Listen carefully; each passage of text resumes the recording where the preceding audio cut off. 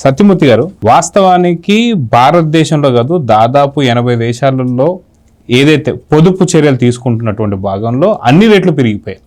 ఆఖరికి ఇరాన్లో ఒక కోడిగుడ్డు ధర వచ్చి 16 లక్షల ఇరాన్లు. అదేవిధంగా చూసుకుంటే ఒక చికెన్ కబాబ్ వచ్చి 50 లక్షల ఇరాన్లు. సో ఇంత పెద్ద ఎత్తున బయట దేశాల్లో జరుగుతుంటే ఇది వైసీపీకి కనిపిదా? నిజంగా బయట దేశాల్లో ఉన్నటువంటి కొరత ఏదైతే ఉందో అది వైసీపీకి వినిపిదా? ఎందుకని ఇప్పుడు పెట్రోల్ ధరలు ఓన్లీ మన రాష్ట్రంలో, ఓన్లీ ఆంధ్రప్రదేశ్లోనే పెరిగాయి అన్నట్టుగా ఈ నిరసనలు ఎలా చూడాలంటారు? అంటే మీరు చెప్పిన డీటెయిల్స్ జగన్మోహన్ రెడ్డికి తెలియదు. వాళ్ళకి ప్రపంచ జ్ఞానం 0.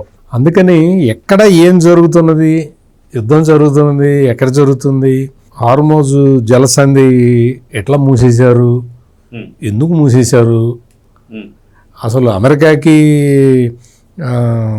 ఇజ్రాయెల్ కలిపి ఆ 2 దేశాలు ఎందుకు ఇరాన్ మీద దాడి చేస్తున్నాయి, వీటన్నిటికీ నాలెడ్జ్ లేదు, తెలీదు. వాళ్ళు బావిలో కప్పలు వాళ్ళు అంతవరకే చూడగలుగుతారు. బావిలో కప్ప ఎంతవరకు చూడగలుగుతుంది? ఆ బావి వరకు చూడగలుగుతుంది. మొత్తం ప్రపంచంలో ప్రపంచ దేశాలు అన్నీ సఫర్ అవుతున్నాయి. ఇంకా మన అదృష్టం ఏంటి అంటే నరేంద్ర మోడీ ప్రధానమంత్రిగా ఉండి ఆయన రకరకాల ప్రయత్నాలు చేస్తూ ఉన్నాడు. రకరకాల ప్రయత్నాలు చేస్తూ స్ట్రైట్ ఆఫ్ హార్మోజ్లో ఈ ప్రాబ్లం వస్తుంది అని ముందరే ఊహించి రష్యా నుంచి, వెనిజువేలా నుంచి మనం ఇంధనం కొంటున్నాం, ముడి ఇంధనం తీసుకుంటున్నాం. చాలా భారీ ఎత్తున కొంటున్నాం రష్యా నుంచి, వెనిజువేలా నుంచి కొత్తగా అగ్రిమెంట్లు చేసుకొని తీసుకొస్తున్నాం. నిన్నగాక మొన్న స్ట్రైట్ ఆఫ్ హార్మోజ్లో మొత్తం షిప్పుల మీద అటాకులు చేశారు. మనం ఎట్లాగో బయటపడి 2 షిప్పులు బయటకు తెచ్చుకున్నాం. అక్కడి నుంచి లిక్విఫైడ్ పెట్రోలియం గ్యాస్ వస్తుంది మనకి. అది మనకు చాలా ఇంపార్టెంట్. ఎల్పిజి చాలా ఇంపార్టెంట్. క్రూడ్ ఆయిల్ మనం చాలా దేశాల నుంచి కొంటున్నాం. బట్ లిక్విఫైడ్ పెట్రోలియం మాత్రం ఆ స్ట్రైట్ ఆఫ్ హార్మోజ్ నుంచే రావాలి. మనం రకరకాల ప్రయత్నాలు చేసుకుంటూ ఉన్నాం. అందుకనే ఈ సందర్భంగానే ప్రైమ్ మినిస్టర్ నరేంద్ర మోడీ చెప్పాడు, అయ్యా మనం రిజర్వ్స్, ఫారెన్ రిజర్వ్స్ని మనం జాగ్రత్తగా కాపాడుకోవాలి. ఇప్పటికే డాలర్తో పోలిస్తే 94 రూపాయలు అయింది. రూపాయి విలువ భారీగా పడిపోయింది. ఎందుకు అంటే మనకు ఫారెన్ రిజర్వ్స్ తగ్గిపోతూ ఉన్నాయి. ఫారెన్ రిజర్వ్స్ కాపాడుకోవాలి అంటే బంగారం కొనమాకండి, 1 సంవత్సరం బంగారం కొనమాకండి, ఎవ్వరు ఎంత అవసరం వచ్చినా బంగారం కొనమాకండి అని చెప్పాడు. ఇప్పుడు మనం ఒక బంగారం కొనొద్దు అని మాత్రమే చెప్పాం. చాలా దేశాలు పెట్రోల్, డీజిల్ లేక మూసేశారు, మొత్తం బంద్. ఒక్కసారి వెళ్ళి పాకిస్తాన్లో చూసిరా మనం, వెళ్ళి ఎట్లా ఉందో పరిస్థితి. అన్ని దేశాలు అంతే, అట్లా భారీగా వాళ్ళు సఫర్ అవుతూ ఉన్నారు. ఇంకా కోల్డ్ కంట్రీస్లో అయితే అక్కడి నుంచి ఈ లిక్విఫైడ్ పెట్రోలియం లేక ఇబ్బందులు పడుతున్నారు వాళ్ళు. కోల్డ్ కంట్రీస్లో దారుణంగా ఉంది పరిస్థితి. మనం అంత దారుణంగా అనుభవించట్లా. మనం ఏంటంటే మనం కొంత సఫర్ అవుతున్నమాట వాస్తవం. మనకి రిజర్వ్స్ ఉన్నాయి, క్రూడ్ ఆయిల్ రిజర్వ్స్ ఉన్నాయి. ఆ రిజర్వ్స్ అయిపోయే లోపల మనం తెచ్చుకోవాలి, మనం తెచ్చుకుంటూ ఉన్నాం.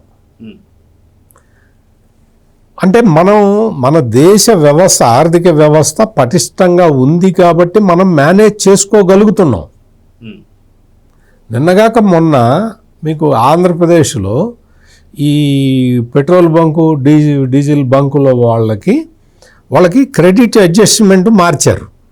ఆ క్రెడిట్ అడ్జస్ట్మెంట్ మార్చడంతో ఏమైందంటే వాడు డబ్బులు కడితే తప్ప స్టాక్ ఇవ్వాల. అదే పరిస్థితి తెలంగాణలో చూసాం అంతకు ముందర 1 నెల రోజుల కిందట.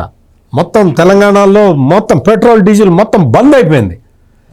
ఎందుకు అంటే వాళ్ళు ఎదురు పెట్టుబడి పెట్టి తీసుకొని రావాల్సింది పెట్రోల్, డీజిల్ ఈ డీలర్లు. దాంతో వాళ్ళు మానేశారు. వాళ్ళు మా దగ్గర అంత డబ్బులు లేవు, మేము కొనుక్కున్నామని చెప్పి వదిలేశారు. దాంతో పెట్రోల్ బంకులు మూతపడ్డాయి. మనం చూసాం తెలంగాణ మొత్తం స్టాండ్ స్టిల్కి వచ్చింది.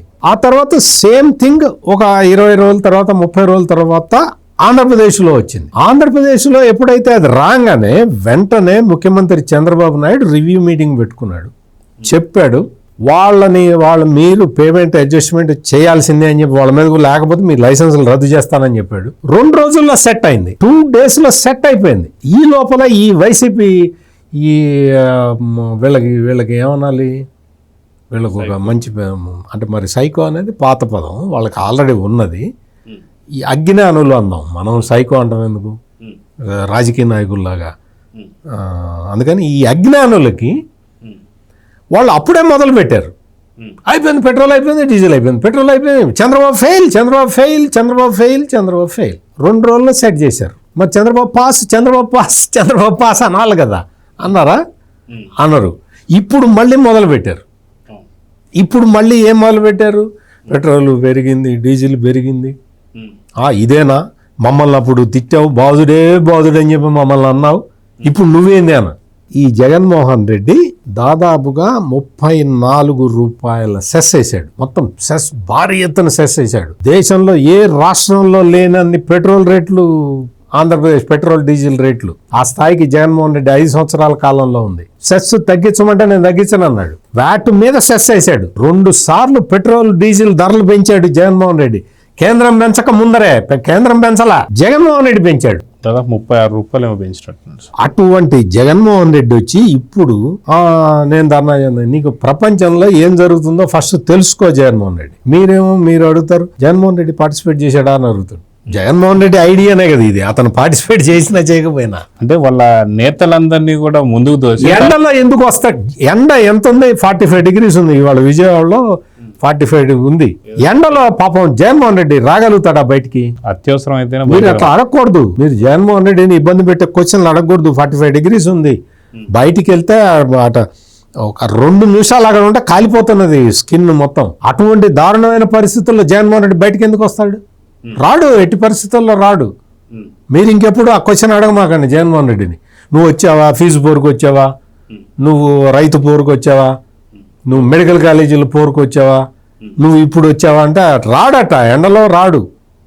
ఎండ అయినా రాడు, వాన ఎక్కువ పడ్డా రాడు, చలి ఎక్కువ ఉంటే అసలు రాడు, అస్సలు ఎట్టి పరిస్థితుల్లో రాడు. Please subscribe to Leo news for more videos.